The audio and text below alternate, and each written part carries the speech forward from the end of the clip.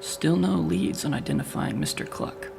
Over the last 6 weeks, reports have been circulating of a man wearing a chicken mask who savagely murders anyone from petty criminals to promising politicians. Our local police department is baffled, and in my opinion, scared. Mr. Cluck strikes with seemingly no purpose and purely at random. Due to methods I'm not at liberty to discuss, I have acquired a copy of the autopsy report from his most recent victim. I'll spare you all the gory details, but it states that the cause of death was blunt force trauma to the head. The victim had numerous contusions and skull fractures, indicating that he was struck multiple times with a baseball bat that was found lodged through his eye socket. Good people, please be careful out there. The world is a dark, frightening place, and our little town is no different. Although things are not always as they seem, I've heard rumors that the 7 victims were far from saints themselves. Even though it may appear as though a deeply disturbed killer is roaming our streets, he may be in his own twisted way serving out his own form of street justice. Now this is all purely speculation, and while I don't necessarily agree with our chicken-headed friend's methods, I do hope he finds what he is looking for. And for those of you worried that you're next on his list, maybe you should be. I hope you have made peace with your demons, both inner and outer, because he is out there, lurking in the shadows, waiting. In other news, the head of Elizabeth Flicks was found in a dumpster behind Dale's Diner. As if this week couldn't get any more interesting. This is a strange one, by all means tragic, however, most definitely strange.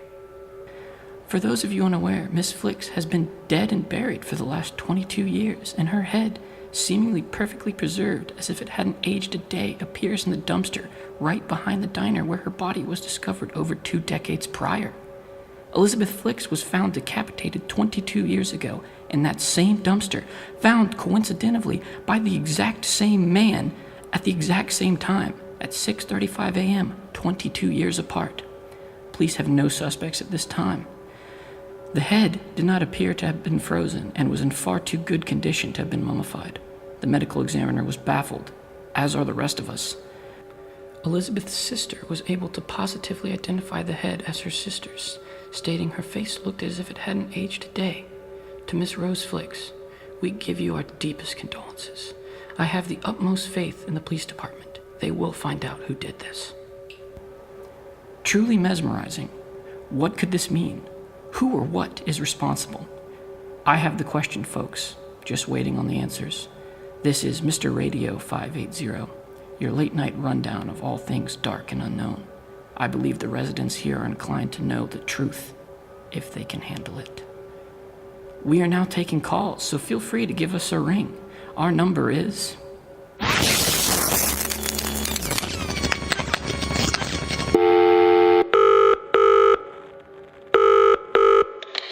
Here we have a call from a Joseph Attenberg. You're on the air, Joe.